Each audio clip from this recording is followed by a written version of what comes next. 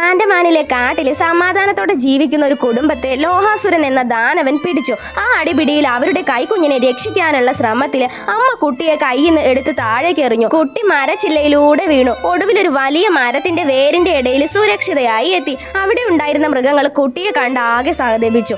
ആട് പാലും, മുയല് കാട്ടുപഴങ്ങളും, അണ്ണാന് പൈൻ പഴങ്ങളും, കിളികളും മണ്ണിരേനയും കൊടുത്ത് കുട്ടിയെ വളർത്തി. മരങ്ങൾ കുട്ടിയെ കരയാതെ കളിപ്പിച്ചു. ദിവസങ്ങൾ കഴിഞ്ഞപ്പോൾ ആ കുട്ടിക്കാരത്തിനായ ഒരു യുവാവായി. അവനെ സഹായിച്ച എല്ലാ മൃഗങ്ങളെയും അവനെ തിരിച്ചും സഹായിച്ചു. ഒരു ദിവസം ഒരു ആട് അവനെ ഒരു പഴയ വീട്ടിലേക്ക് കൊണ്ടുപോയി. അവിടെ കണ്ട ഒരു തകിട് അവന്റെ മനസ്സിൽ മറഞ്ഞിരുന്ന എല്ലാ ഓർമ്മകളെയും ഉണർത്തി. നിന്റെ അച്ഛനും അമ്മയും ഒക്കെ ലോഹാസുരന്റെ തടവിലാണ് എന്ന് മൃഗങ്ങൾ പറഞ്ഞപ്പോൾ അവൻ ഒറ്റയ്ക്ക് യാത്ര തിരിച്ചു. ഞാൻ അവരെ തിരിച്ചു കൊണ്ടുവരുമെന്ന് പറഞ്ഞ് കാവടി തുള്ളി പോയി. വഴിയിൽ ഒരു മരഭൂതം ഒരു പെൺകുട്ടിയെ തട്ടിക്കൊണ്ടു പോകുന്നത് കണ്ടു. അവന് വടി കൊണ്ട് ഒരൊറ്റ അടി. ട്രാജഡിയായി. പെൺകുട്ടി രക്ഷപ്പെട്ടു. പക്ഷെ അത്ഭുതം എന്തെന്നാൽ ആ പെൺകുട്ടി താറാവായി മാറി. നീ ലോഹാസുരനുമായുള്ള പോരാട്ടത്തിൽ ആകാശത്തേക്ക് ഒന്ന് നോക്കൂ, അപ്പൊ ഞാൻ നിന്നെ സഹായിക്കുമെന്ന് പറഞ്ഞിട്ട് അവൾ പറന്നുപോയി. കുട്ടിയും കാട്ടാളനും തമ്മിലുള്ള കുരുക്ഷേത്ര യുദ്ധത്തിൽ ആര് ജയിക്കും? കാത്തിരിക്കുക. പാർട്ട് 2 2 അമർത്തു.